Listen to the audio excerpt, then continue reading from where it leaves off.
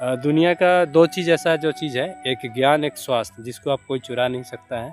क्या था कि पहले सुविधा थी लेकिन इंटरेस्टेड ज़्यादा थे, आज सुविधा है इंटरेस्ट कम गया है। कि उद्मेन ही सिद्ध्यंति कार्यानि न मनोरथ है, ना ही सुप्तस्य से परिसंति मुखे मिलेगा।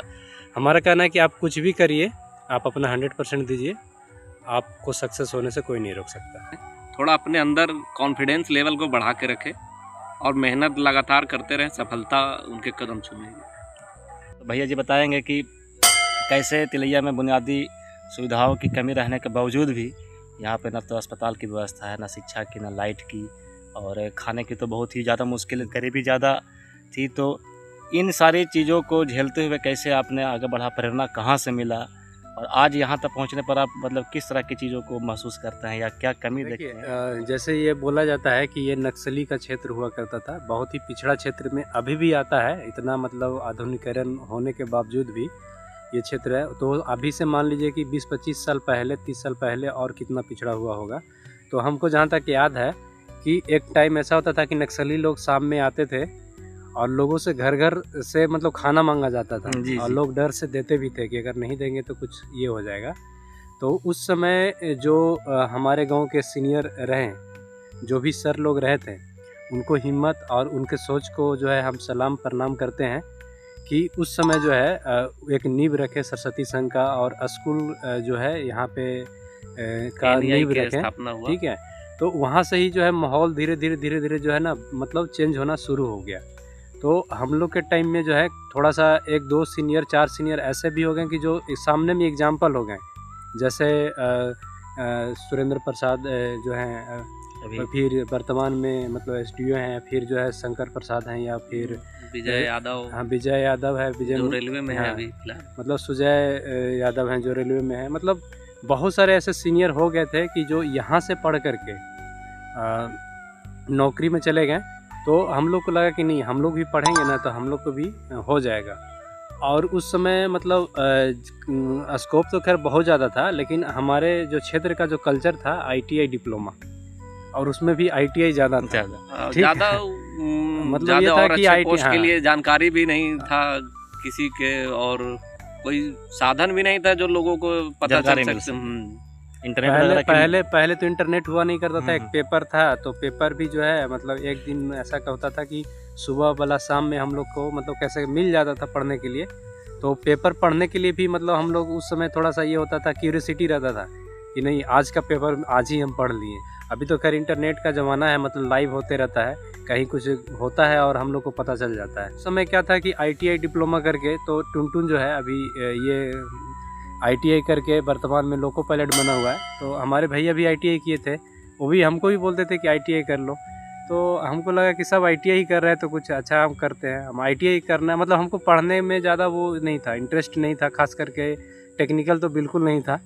हम सोचे थे सिंपल ग्रेजुएशन करेंगे, और सिंपल ग्रेजुएशन के साथ साथ हम थोड़ा सा क्रिकेट खेलते थे, और भी जो गेम खेलते खेलते उस समय मतलब 8वीं-9वीं क्लास तक पता चल गया कि क्या खेलना अच्छा रहेगा क्या नहीं रहेगा।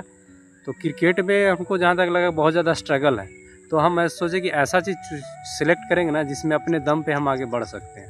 तो हम जो है एथलेटिक्स का सिलेक्शन किया, मतलब कि रनिंग करेंगे, दौड़ेंगे। दौड़ में तो कोई ज़्यादा है टीम का है नहीं कंट्रीब्यूशन, अगर हम अच्छा करेंगे तो आगे बढ़ेंगे।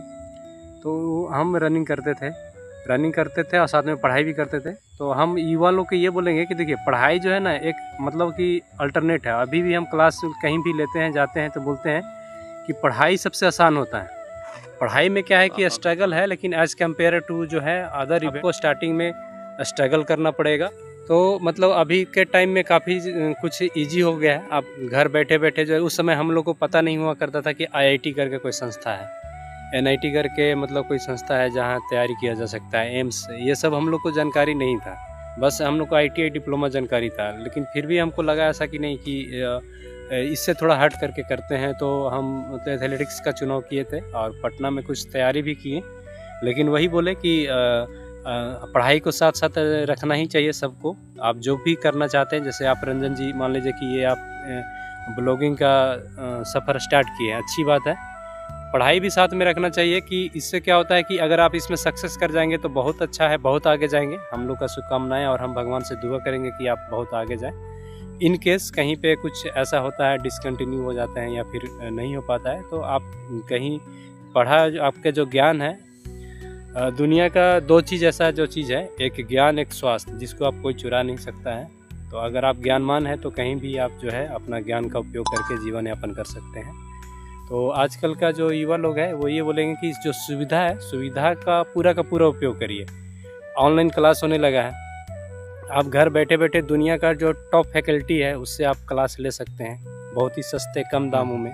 लेकिन थोड़ा सा आपके अंदर जो है लगन होना चाहिए, मतलब माइंड सेट होना चाहिए कि नहीं हमको करना है। आपको अगर माइंड सेट होगा तो अभी का सुविधा का कोई कमी नहीं है, आप अभी के टाइम में जो चाहेंगे वो बन सकते हैं। जो फालतू का जो टाइम वेस्ट होता है उससे थोड़ा बचना होगा। तो थोड़ा सा वही है कि जितना बड़ा सपना रहेगा उतना ज़्यादा स्ट्रगल रहेगा, उतना ज़्यादा सेक्रीफाई करना पड़ेगा। फिर जानेंगे, बताएंगे टुनटुन भैया कि कैसे बुनियादी सुविधाओं की कमी के बावजूद क्या कभी ऐसा प्रेशर आया कि नहीं कमाने चल जाते हैं, क्योंकि पहले ना वो पढ़ाई नहीं करे तो आप कमाने चले जाइए और कोई ऑप्शन नहीं है, तो कभी ऐसा लगा? ऐसा तो लगा नहीं कभी, क्योंकि हमारे पीछे हमारे जो अंकल हैं श्री राजकुमार यादव, उनका हाथ रहा हमारे जो करियर है, जो यहाँ तक मैं पहुँचा हूँ उसमें अहम भूमिका निभाए हैं उन्होंने। मैं अपने अंकल को अपने तरफ से धन्यवाद देना चाहता हूँ कि जो मुझे इस मुकाम तक लाने में अहम भूमिका निभाई। और मैं ये बताना चाहता हूँ कि जो हमारे गांव में असुविधा थी, लेकिन उसके बावजूद भी हमारे गांव के लोगों ने या बच्चे ने इतना मेहनत किया था उस समय, जो जिसकी वजह है कि अभी इतने हमारे गांव में इतने सारे नौकरियां उपलब्ध हैं। क्या था कि पहले असुविधा थी लेकिन इंटरेस्टेड ज़्यादा थे, आज सुविधा है इंटरेस्ट कम गया है।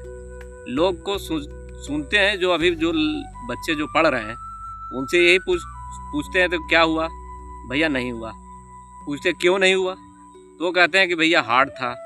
तो हमारा कहने का मतलब ये था कि जिस समय हम लोग पढ़ रहे थे तो उस समय का स्थिति के अनुसार से उस टाइम हार्ड था, लेकिन हम लोगों ने उस लेवल का मेहनत किया जो अभी उस पद पे है।